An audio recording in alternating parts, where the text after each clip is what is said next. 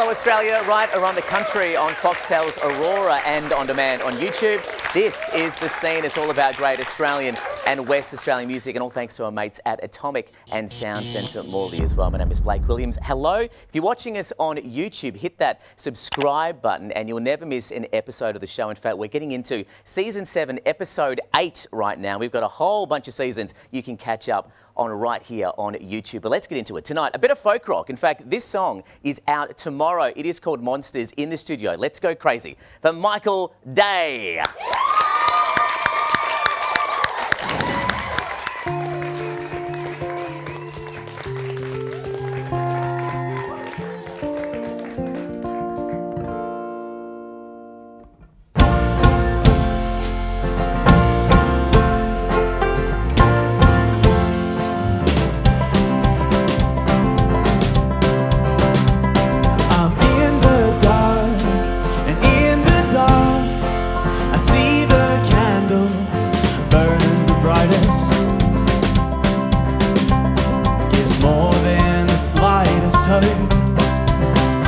Gives the highest hope, the highest hopes that there's something more, not like I've seen before.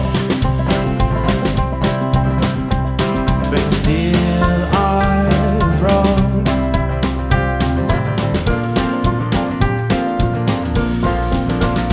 With these monsters that are made, when considering my own game, I was trapped in that cave, but hope I sustain.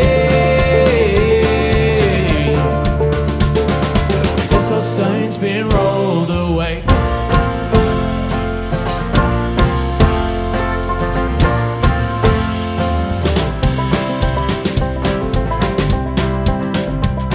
Took all you had in selfishness, left responsibility at your doorstep. But my heart still feels alone. So I crawled back home, expecting pain and scorn, met with embrace and warm, undeserved love. Thought I dug myself too deep.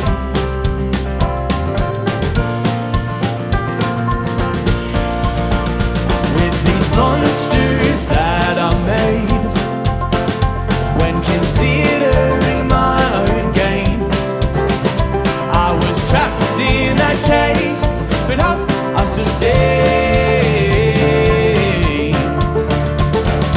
This whole stone's been rolled away.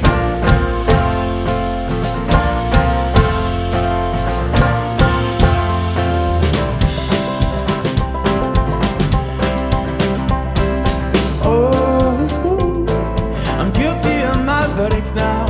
Oh, hear my accusations read aloud, but no, no, no, it's finished. Are the words I hear, the accuser's words restrained. I'm free to walk away, 'cause justice has been paid for these monsters that I made, when considering my own gain. You were trapped in that cave, but hope I sustain.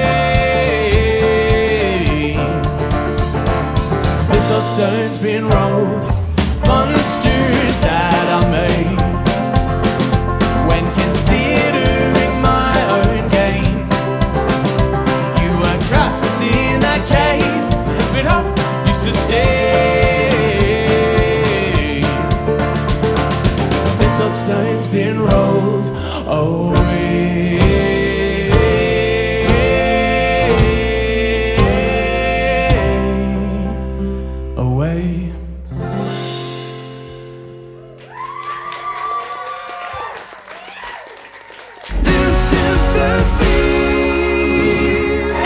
Welcome back to The Scene, right around Australia on Foxtel's Aurora and on demand on YouTube.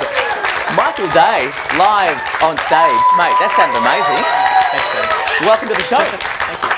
You're going to hang around with the band as well, another song in a few moments' time, which we're really looking forward to. But let's go back a little bit, because before songwriting, before doing what you and the band are doing right now, you started in the classical land, right? In the classical world, when you were like 10 years old? I don't actually know. Yeah, it was like year 6. Okay. Yeah. Roughly 10, something like that. That'll do. So why classical and why that age? How did you get into it? Yeah. I never kind of wanted to do any music. Mum and Dad were always like, you should play guitar or something. And I was like, no, that sounds dumb. I want to play video games. So I just did that a lot, which was like great. Yeah. And then, I missed out on an opportunity of getting into guitar at school. And that kind of was like, oh no, maybe I do want this. And then kind of pushed for it and eventually got in, and they kind of let an extra kid come in the class, which that poor teacher. Did you really enjoy the classical thing? You did it for a while, right? I did. Yeah, so I did it kind of year 6 up till uni, first year uni. I think like some of the challenges, and it was kind of fun. Yeah. Did you used to listen to classical music, or were you listening to pop stuff, rock stuff, whatever you liked as a kid as well? Yeah. I was probably more just. I think I had in my head this will be good for technique, and then I was like listening to Good Charlotte and Green Day and all the punk stuff, and I was like, yeah, I'll be a punk rocker. That's such a strange thing to listen to punk and then go, anyway, I've got to practice my classical. It was weird. I was a weird kid. I don't know. Did having that kind of classical background help you when it came to songwriting, when it comes to songwriting? Yeah. I think it's definitely, so my influence after that were kind of like the John Butlers and Newton Faulkners. Yeah. They kind of had the nails. So that was kind of, I think, probably started the drive to go, oh, these guys are doing something that looks like what I'm doing. So. What about the theory behind it? Because I guess like the way that you would structure a classical song and the movements behind it. I mean, your music isn't exactly verse chorus kind of stuff. It's a bit more intricate. There's more things kind of going on. Did any of that that structure stuff come from classical, or is it all just in there in a big soup? So like kind of through high school, had to study like symphonies and all that sort of thing, and that kind of movement. And so I think definitely has had an influence on how I think about constructing songs. And so that's been it's been good. I absolutely hear that kind of stuff in there. It's really cool. When you're thinking of melodies and stuff, do you write with any of the classical ideology, or is it just where you hear things going? Yeah, I'm not sure. I think so. I feel like some of it I've just kind of done intrinsically from listening to the stuff, and so it just kind of happens. And so I was kind of writing some music and was like, oh, this can, like, heard a melody here, and I was like, oh, that actually can fit here, and it can kind of change a little bit here, or.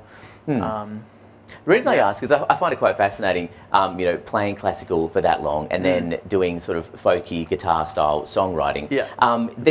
There's great opportunities for to work that kind of classical thinking into the way that you write. And people like Newton Faulkner do it really well. And you definitely hear, like, there's another dimension to it, there's another layer to it that you wouldn't ordinarily get by just playing and listening to folk music. I just think it's a really... Oh no! You do such a good job, Michael. I really, really like it. Songwriting. When did you first get into songwriting? I don't know. Some girl probably dumped me. Usually the way it works. I couldn't even get a girl. No. Yes. You have to have a girl for them to dump you, right? Yeah. It's unfortunate. So when was it? Like when you were a teenager? Yeah, probably kind of start of high school. And it was all very trash. It was poppy. Trash, get out of here. Well, what's being yelled out from the front? Oh no, it's being recorded. I wrote a song because I was like, I was trying to get into songwriting, and then I was like, I'm just going to write the cheesiest crap I can think of, and did. And lots of friends know it and yell it out at gigs. Oh, do they really? Yeah, they do. And I'm not sure if I hate or love them for it. It's hard to know. Is this the gig to yell it out at, I wonder? I'm thinking yes. I'm thinking yes. It is a trash song. Like, no one wants that. Well, we'll see what happens. Last week we had an encore, so hey, you never know. So the track that we've just heard, Monsters, there's 3 parts to this song, right? Yeah. That's the 3rd part. It's Yep. out tomorrow. We can pick it up. Where can we get it from firstly? Yeah, kind of everywhere. I think I've mainly been plugging Spotify, but Spotify, Apple, YouTube. Okay, great. We'll put the All of the links things. on the screen as well. Yeah, sweet. But why 3 parts? So was this a Yeah. song that you wrote and then divided into 3 parts? Yeah, I kind of wrote the second one first. It was like a cool little classical riff, and I think that kind of clicked my brain into classical land. And then I'd written another song that I was like, oh, this actually can kind of fit together nicely, and then end up like rearranging it completely, and it sounds completely different. And then the 3rd part was just kind of the nice happy ending sort of. It's a really cool idea. Is that how you normally would write something? Like have an idea and extrapolate it out, or would you just sit down and write a 3-minute song? I kind of get the idea that you've got lots of different things going on at the same time, right? Yeah. So I think I probably normally just sit down and write a song, but then I was kind of forward thinking to I want to start releasing some more kind of EPs and kind of bigger bodies of work, I guess. And I was like, oh, this is a cool little idea that kind of popped up, and it's like 3 tracks, feels nice. Yeah. And you're doing the single thing at the moment, right? So writing a single, releasing a single. What's the plan for the rest of the year, single-wise, release-wise? Yeah. So rest of the year kind of will be finishing up with this little 3-track single. I'm going to kind of be recording hopefully an EP and another single. That'll kind of be released over next year, I think will be the plan. Okay, all right. Making it up as we go. Yeah, what else should I do? Someone write that down. What I find really interesting as well is, so 2020 you sort of really started taking songwriting seriously and were like, okay, I'm going to really, try this. Yeah. The next year, you were up for a WAM award, right, for the song we're about to hear. Yeah. In not that long a time after kind of going, I'm going to really try and do this. I mean, that must make you feel pretty good. Like, I think I'm on the right track here. I was not expecting it. I was, No? I was like, oh no, this is going to be trash. And then I put it in and got it. I was like, oh. Well, if cool. that's the case, maybe you should release that very one you grateful. wrote years ago. Whatever you don't think is going to work, somehow, there's awards at the end of it. But how do you make, I mean, that's a pretty amazing thing, right, for you and the band? Yeah. It's kind of been a dream since the idea of, I should write songs, would be like, I've got to kind of, aim for a WAM kind of award nomination. Yeah. It's very, very cool. Well, you guys are doing an awesome job. Yeah. We're going to get the band up in just a moment. Before we do, though, if you could write with any songwriter, alive or dead, who would it be? Who would you choose? One songwriting session. Might ask the band this as well, actually. So, guys, have a think about this one when you come on up. Yeah. Who would it be? Possibly Bon Iver. Okay. Maybe Stevie Wonder. He was kind of my second. Okay. Yeah. Just because he's crazy good. If I saw a Ben Iver Stevie Wonder collaboration, what is going on there? Yeah. That's okay. Cool. Let's get the band up. A round of applause for the band, everybody, as they make their way up. And as, listen, we need more budget on this show so we can actually get more microphones instead. You guys have to share this one microphone. Let's go around the group. I'm going to ask you guys as well, the songwriter that you wish you could work with, who would it be? Wow, there's a lot of people I can think of, right? I reckon anyone that has written anything with Michael Jackson, anyone who has done anything with that, I would love to get in their heads, but I'll say the ultimate songwriter will be Max Martin because I love how he thinks melodically. Okay. And that's the guy I would love to be with. Nice, Really. nice. Okay, let's pass it on. What are you thinking? I think Paul Simon, actually. Yeah, I love the storytelling in his lyrics, and it's just very poetic. Well, when you watch those, greatest album, making of the greatest album, kind of Graceland stuff, and he talks about writing those tunes, it blows my mind where the idea starts and where it ends up, right? Great lyricist, great melody writer, good suggestion. What do you reckon? I'll probably steal the Stevie Wonder one as well. Yeah. I think interesting for a number of reasons. Yeah, absolutely. I'd like to hear what the element of not having vision adds to being like a songwriter of that kind of caliber. Yeah. Absolutely. Good choices. Oh, man. I want to see all of these collaborations come to life. No, yeah, hold on to it as well. You guys are going to do Storm for us, which is the Wham nominated song, in just a moment. But the rest of the year, there's a few festivals taking place. Run us through these. So this is the Blues at Bridgetown Festival and the Gidgestock? Gidgestock? Which we're not quite sure, but we do think it's happening in Gidgegannup. Yes. Okay, so let's start 100%. there. Yeah. You guys must be excited to kind of get out and play these festival shows, right? Because it's something you haven't really done before? Not really. No, not yet. Yeah, I've played at Gidgestock before. It's kind of a cool, like everybody, massive property down a hill, and everybody has tents and campfires and big stage, and it's kind of fun. It's kind of chilled. Yeah. All right, sweet. When are these gigs happening? That's the 10th of October, right, for Gidgestock? I think so. Yes, Yeah. Over that weekend. Okay, Yeah. great. We'll put all of these dates on the website. The best place to sweet. go to get all of your info, what is it? Best website? Yeah, probably Instagram, Facebook. Okay, and the handle for it? Instagram is at Michael Day, at Mike Day Music. Okay, And then Facebook is Michael Day Music. Oh, just to, mate, like, why do you break do this? people. Why do you do this? All right, I know. I started the Facebook page and I was like, yeah, that sounds great. And then started the Instagram, and there's like a jazz guy over in America who's like go check him out. Like, Go to both of them. You'll end up getting some music anyway. In the studio, give it up for Michael Day and band, everybody. He's done the Bon Jovi thing. It's just one name, one guy, one band. And of course, they are going to hang around. A live song coming up in just a moment. This is The Scene, though. It's all about great Australian and West Australian music. A short break here on Foxtel. When we return, Michael Day and band live right here on The Scene.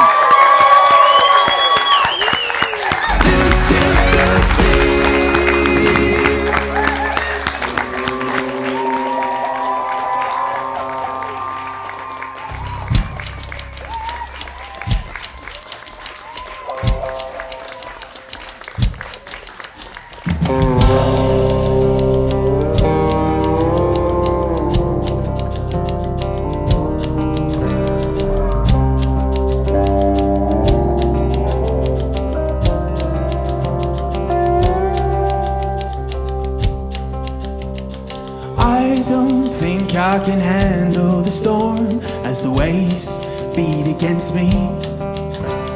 The battle's been raging, I've seen men go down, both friend and enemy.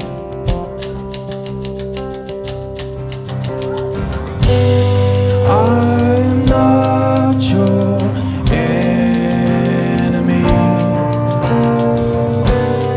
I'm not your enemy. But the storm came down, down, down, and tore my friends away. The storm came down, down, down. I did not listen to the words that you'd say. These cultural constructs of man-made religion are tearing us apart. It's not black and white and we need conversation, but the dogs continue to bark. But the storm came down.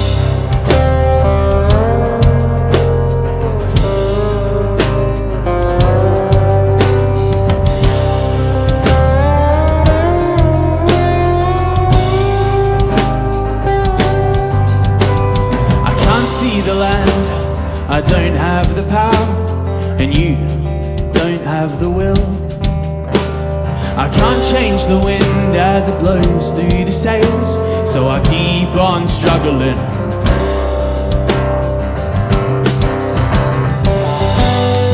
I'm not your enemy. I am not your enemy. But the storm came down, down, down, and tore my friends away. The storm came down, down, down. I did not listen to the words that you'd say. These cultural constructs of man-made religion are tearing us apart. It's not black and white and we need conversation, but the dogs continue to bark. the storm came down.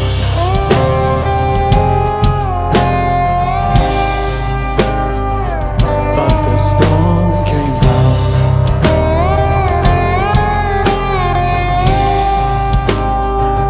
But the storm came down.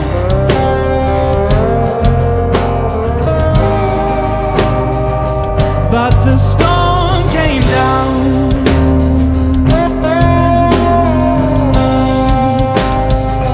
But the storm came down. Oh. But the storm came down.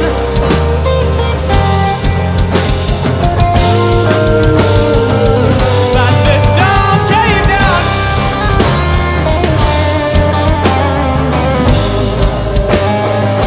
But the storm came down.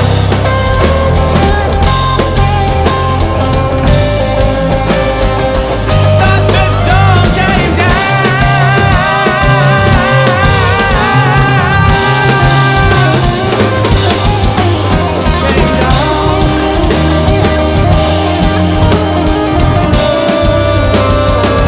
But the storm came down.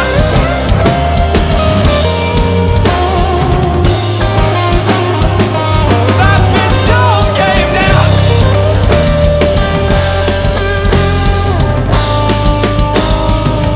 But the storm came down, down, down, and tore my friends away.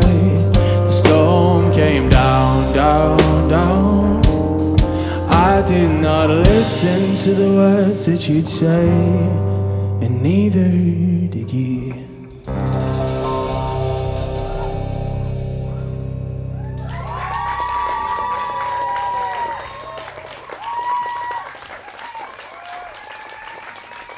Michael Day, everybody. How brilliant was that? You guys sounded amazing. Congratulations. You can find all their details online. Just find us. The Scene will catch you next Thursday night. Ashes of Autumn right here. It's about Australian music. This is The Scene. Catch you then. Cheers. Good night.